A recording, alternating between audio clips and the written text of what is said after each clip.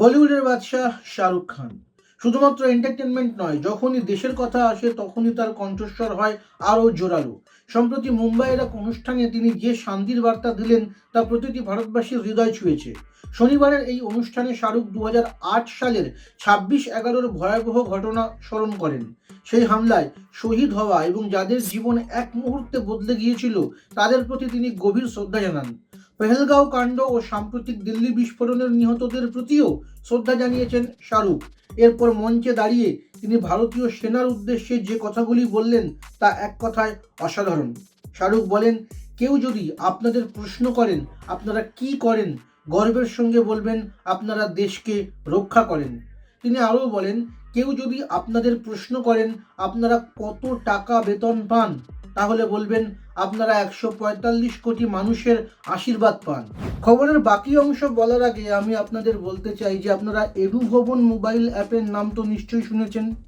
বাংলা মিডিয়ামের ক্লাস 7 থেকে 12-এর প্রচুর ছাত্রছাত্রী যাদের ক্লাসের সাবজেক্টগুলো বুঝতে এবং মনে রাখতে অসুবিধে হয়, তাদের জন্য সহজে 2D পয়েন্ট করে প্রশ্ন উত্তর আকারে সমস্ত সাবজেক্টের একটি সম্ভার রয়েছে এই অ্যাপে।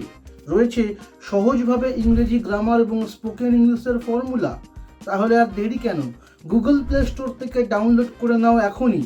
বিশদ জানতে স্ক্রিনে দেওয়া নম্বরে হোয়াটসঅ্যাপ করো। আর যখন প্রশ্ন আসে ভয়ের, তখন শাহরুখের জবাব ছিল সবচেয়ে শক্তিশালী, যারা হামলা করে তারাই আসলে ভয় পায়। শাহরুখের বার্তা স্পষ্ট, জাতি ধর্ম নির্বিশেষে সব ভেদাভেদ ভুলে একজোটে শান্তির পথে হাঁটতে হবে। তার কথায়, চলুন আমরা সকলে মিলে মানবিকতার পথে হাঁটি, তাহলে শহীদদের প্রাণ বিসর্জন বিফলে যাবে না। অনুরাগীরা বলছেন, মঞ্চে দাঁড়িয়ে এই রকম দামি কথা একমাত্র তিনিই বলতে পারেন। শাহরুখ খানের এই বার্তা নিয়ে আপনার অনুভূতি কি, কমেন্ট করে জানান। আর এই রকম গুরুত্বপূর্ণ খবরগুলি পেতে আমাদের কাছে পৌঁছে দিতে ভিডিওটি শেয়ার করুন এবং আমাদের চ্যানেলটি সাবস্ক্রাইব করতে ভুলবেন না। জয় হিন্দ।